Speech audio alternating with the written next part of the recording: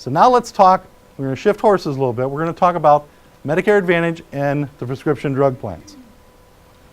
First of all, prescription drug plans have guidelines. Medicare has put together a base guideline that every insurance company has to work within. They don't have to be identical, but they have to work within, because from your standpoint, the beneficiary standpoint, it can be no worse coverage. Okay? So what that means is in 2019, the plan has a $415 deductible that you would pay before your prescription coverage. Now, not every prescription plan has that, but this is what the government says is the guideline. After that $415, you're going to pay 75% of the cost. Excuse me, the plan is going to pay 75% of the cost. You're going to pay 25%. Up to $3,820. Now, for some of you that are on generic drugs at a zero copay, it's going to take a long time to get to that $3,820. But others, once you get past that $3,820, you're in the infamous donut hole. Everybody understands the donut hole, right? Not really. All right. So the key to the donut hole is that you've spent your $3,820. You're now going to pay 37% of the generic drug cost, or you're going to pay 25% of the negotiated price of that drug. Why is it the negotiated price? Because the drug manufacturers have to put a 70% reduction on that name brand before you pay anything.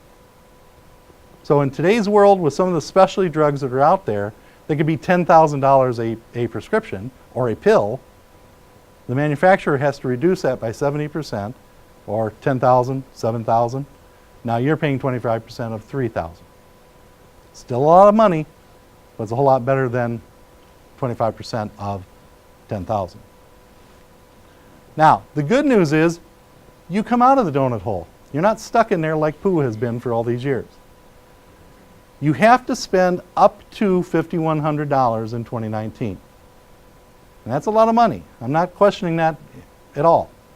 But once you meet that $5,100, you're then going to go into the catastrophic. So if we add the numbers together, 415, 851 is your 25%, and then 3834, the expenses within the donut hole, comes out to that $5,100. Once you reach that, then you're in the catastrophic. Okay? In catastrophic coverage, you've filled the donut hole. So once you do that, you then are going to pay the greater of 5%, or $3.40 for your generic drug, or you're going to pay $8.50 or 5% of the total cost, whichever is higher for other drugs. Now, the good news is that coverage gap is shrinking. Just a few years ago, 2017, you can see it was in the 50% range. By 2020, it's going to be 25% for both. So we've got 2019 to get through where you're paying a little higher, and then after that, it's going to be 25%. All right? Questions about the donut hole? Usually I have some people asking some items here. Okay? You never go back in from year to year. You never go back. You can't get back in the donut hole. Yes, you can. Yes, you can. No, each year. Every year. Okay, so that's a great point. Thank you. You start out that's one of the reasons that open enrollment is from October 15th to December 7th. Because you need to look at what's my formulary, and the insurance company sends you a letter that says, here's your premium for the next year. Oh, by the way, these drugs are now going to be tier 4, not tier 3. So that means they're going to be more expensive for you.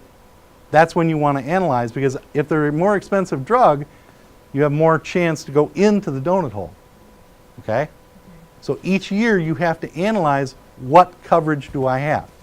All right? In some cases, you'll be fine. My partner likes to tell the story of Express Scripts with him, and he's down in South Carolina.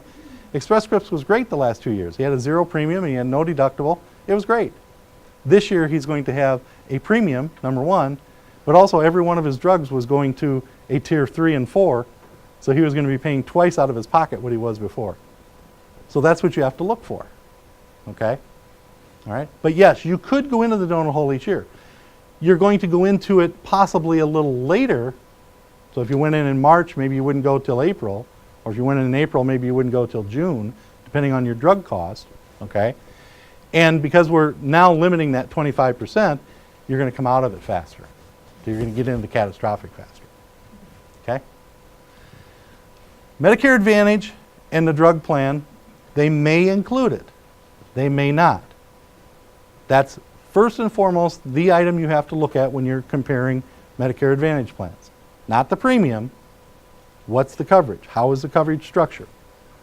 Some Medicare Advantage plans don't have that in it. And it's interesting when you look at some of those plans, you'll actually see a higher premium for some of those Medicare Advantage plans, even though they don't have the drug plan included. Okay? But what happens if you have a Medicare Advantage plan that doesn't include the prescription? If it doesn't include it, you cannot buy it. Okay? You have to read, you have to make sure. Because if you have a Medicare Advantage HMO or PPO, you may not have a standalone drug plan.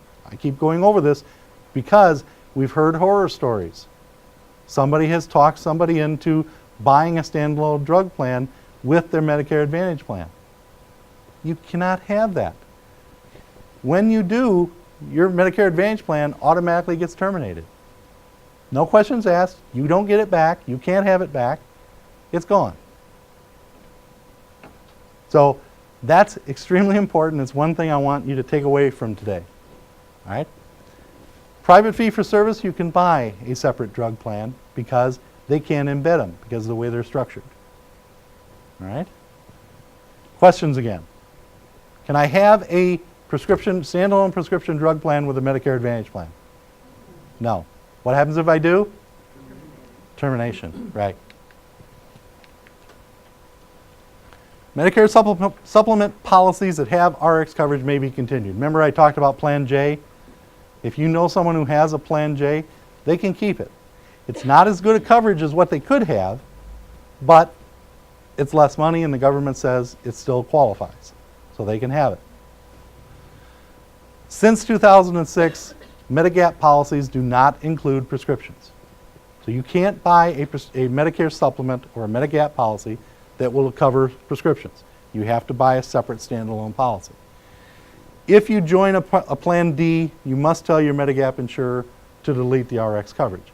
So if you had a Plan J and you said, you know what, I really would rather have this plan, the separate standalone plan, then you have to go back to that insurance company that you bought Plan J from because they're going to terminate that plan and move you into an F or a G. They're going to do something from that standpoint. Okay? It's rare. I haven't seen a Plan J, and this lady in Missouri, that was the first one in a couple of years.